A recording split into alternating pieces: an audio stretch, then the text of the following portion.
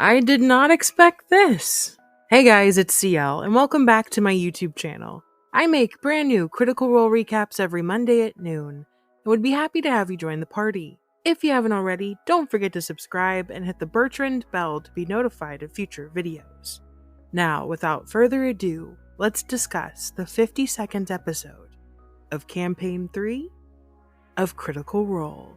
The episode begins as Imogen, Chetney, Fresh Cut Grass, and Fern all try to regain their bearings after their sudden and unexpected teleportation.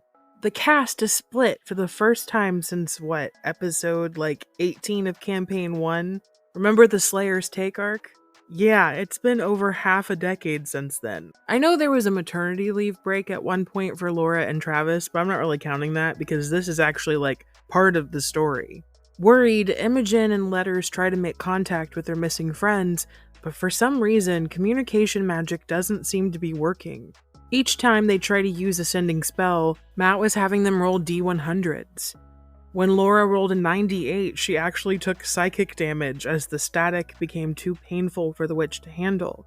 I came to the conclusion that a lower number was probably best, a 3 being the lowest so far as FCG tried to send something to Dorian. I do wonder if Orem and the other group tried the sending stones, if it would have worked. I also wonder if all the trying was useless and nothing would actually get through, or if a 1 is the only way for that to happen. Chetney quickly realizes they're near Uthadurn, and the group make their way towards the underground city in the frigid weather, trying to keep warm by the heat of Fern's fire magic. However, she doesn't roll very well on her con save from the journey and gains a point of exhaustion, though it's quickly recovered after they stop for a long rest. The next day, Imogen casts Fly on herself and Chetney, while Fern transforms into a giant spoonbill, sure, and try to make their trip to Uthadurn much quicker. However, they're stopped by an attacking large blue lizard thing with a scary breath weapon. It wasn't looking too good for them after a breath weapon recharge, and only there being a 4-man team this time around. It was rough for a minute. Except, they're saved. Abria Iyengar and Christian Navarro join the table as guests to help out the Hells in their fight. Christian's playing a sick-looking Aormaton who's emerald green with rose gold plating, sporting a nice green long coat and a flippin' cool gun built into their arm. Or I guess it's more like a laser blaster or something. And Abria is playing a gnome wearing basically pink Uggs and is actually someone you might remember. She's Deanna, the woman's name you might recall from Chetney's vision during Imogen's incident in Bassus.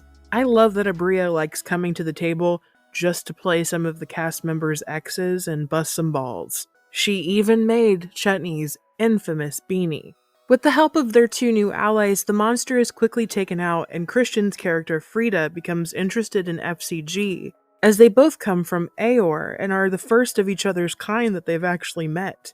Frida stands for Far-Ranging Integrated Defense Aormaton. I like that both of the bots we know are just letters, and they have a name that actually is longer. I wonder if FCG opened their helmet if it would reveal their role in Aor all those years ago. Deanna is a cleric of the Dawnfather, who she's actually been feeling leaning away from her. The party later in the episode sort of explain what's been happening, and we get kind of the whole rundown on her back history. Apparently her life was taken by someone unexpectedly when she was younger, and was recently brought back by her since-passed husband a year ago, which means that was some true resurrection or wish type shit, because apparently it's been several hundred years since her passing. Chetney supposedly is the same age as her, except she looks, 200 years younger. I just lost someone very close to me a couple days ago, so forgive me for not going too much into detail for some of her backstory and just the beautiful way she expressed death and what the afterlife means to her. I truly recommend going back to watch that part of the episode where she speaks of her soul being a snowflake on the ocean. When it first joins, it's a snowflake, but then it melts and becomes part of the ocean. It's just so special. Frida is a rogue, fighter, and a cleric. How crazy is that? I think it might be the first character to show up that's been more than 2 classes since Vax at the end of Campaign 1. I'd be curious to see how a character like that would play and level in the main cast. Their blaster gun was made by someone called Jacoby Marcel, and the party contemplate taking FCG in to maybe get some upgrades. like legs. Things are a bit tense, however, between the two groups. Sure, the awkwardness between Deanna and Chetney is funny and uncomfortable, but Frida also brings some interesting foils to the story. They're pretty anti-divine and believes the gods want to sleep and to rest, and doesn't think it's a bad thing when they explain to their two new compatriots what happened over in Marquette with the moon and the beam and the breaking of the lattice. Oh my. Speaking of which, the moon is nowhere to be seen. Also, Imogen has lightning tits. Well, her marks are getting bigger and stretching, and also, the purple is slowly becoming deep crimson in spots. I'm wondering if maybe she's slowly shifting into a Rylora, one of the red predator-like aliens that live on Ruidus. The party actually vibe pretty well despite their differences, though. Deanna and Chetney start to reconcile things, Chet explaining he recently left Uthodurn because he stabbed his mentor Ultgar in the knee, which hopefully we get back to, because he was chased out of the city by glass blades and gave no reason other than, hey, I just want to stab this guy. Deanna was maybe even down to kinda get down with the old fellow, but something else stood at attention. It was his wolven form, as Katha hit a full moon. While Chetney goes off into the woods to deal with his urges, Imogen, along with FCG and Fern, decide to dreamwalk in order to try and gain information about their lost friends. However, when they fall asleep, they're quickly gripped by a strange current that takes them back to the Malleus Key. It seems the beam of light that hit the moon is holding it in place, and it's an elevator? Rylora and Ruidusborn alike are beginning to freely travel between the two places. Imogen begins to lose herself as her body's natural attraction to the red moon and its energy take over, but with the help of her friends, she's able to fight it, Fern bitch-slapping her awake in order to stop the Exalted from leaving them. I wonder what would have happened if she had taken that elevator ride to the moon.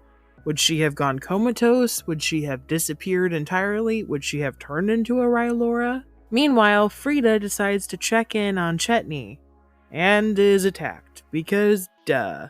He's a werewolf. And the Aormaton is bit. The episode ending with an angry Deanna for what happened to her friend, because the bot has to make a con save to see if they maybe extracted the curse. Well, they rolled a 10, so I'm hyped to see a robot werewolf. What did you guys think of the episode? It seems a red storm is growing around the Malleus Key, and it's blocking Imogen from finding her friends. I wonder if next week's episode will be centered on the other half of the group. It'd be kind of cool to see some more guests. Who would you like to see join the table? I have a hunch that Brennan might be one of the guests. I think that would be so cool to see him play around the world as a character and not as a DM. Don't forget to leave a like and subscribe, and check out my other recaps of Campaign 3 on my channel. Thank you so much for watching. Stay safe out there. Good day, my friends.